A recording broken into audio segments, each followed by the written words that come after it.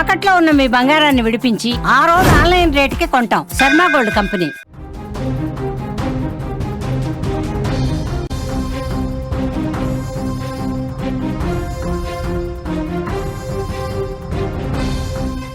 నంద్యాల జిల్లాలో వర్షాలు కురుస్తూ ఉన్నాయి. ఆత్మకూరులో కుండపోత వానలు, వాగులు వంకలు కూడా పొంగి పొర్లుతూ ఉన్నాయి. రాకపోకలకు తీవ్ర ఇబ్బందులు ఎదురవుతున్నట్లుగా కూడా తెలుస్తోంది. మోంథా తుఫాన్ నంద్యాల జిల్లాలోని ఆత్మకూరు రెవెన్యూ డివిజన్ను తీవ్రంగా దెబ్బతీసిందని కూడా చెప్పుకోవచ్చు. పాములపాడు, కొత్తపల్లి, వెలుగోడు మండలాల్లో ఎడతెరిపి లేకుండా కురిసిన వర్షానికి జనజీవనం పూర్తిగా అస్తవ్యస్తంగా మారినట్లుగా తెలుస్తోంది.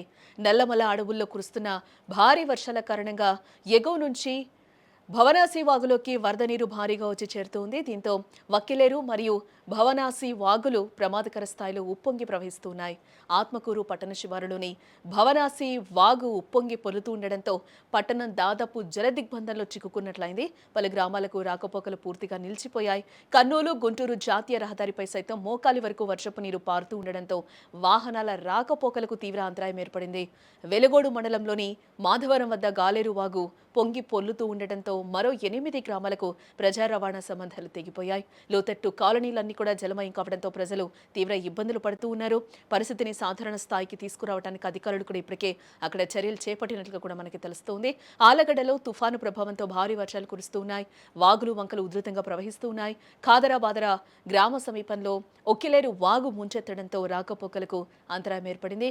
చిన్న కంబలూరు, కొండమాయపల్లె, రుద్రవరం గ్రామాలకు రాకపోకలు నిలిచిపోయాయి. సిరివెళ్లలో ఏపీఎస్ఆర్టీసీ సేవలను కూడా నిలిచిపోయినట్లుగా తెలుస్తోంది. దీంతో ప్రయాణికులు, వాహనదారులు కూడా తీవ్ర ఇబ్బందులు పడుతున్నట్లుగా అయితే మనకి సమాచారం అయితే అందుతోంది. వెంటనే అప్రమత్తమైన పోలీసులు, రెవెన్యూ సిబ్బంది వాగు వద్ద భద్రతా చర్యలను చేపట్టారు. పేరూరు, చందలూరులపై నుంచి రాకపోకలైతే కొనసాగుతూ ఉన్నాయి. ఎడతెరిపి లేని భారీ వర్షాల వల్ల పలు వాగులు ఉధృతంగా ప్రవహిస్తూ ఉన్నాయి. పొలాలకు వెళ్లే రైతులు, అవసరాల కోసం బయలుదేరే ప్రజలు అప్రమత్తంగా ఉండాలి అంటూ కూడా అధికారులు సూచిస్తూ ఉన్నారు.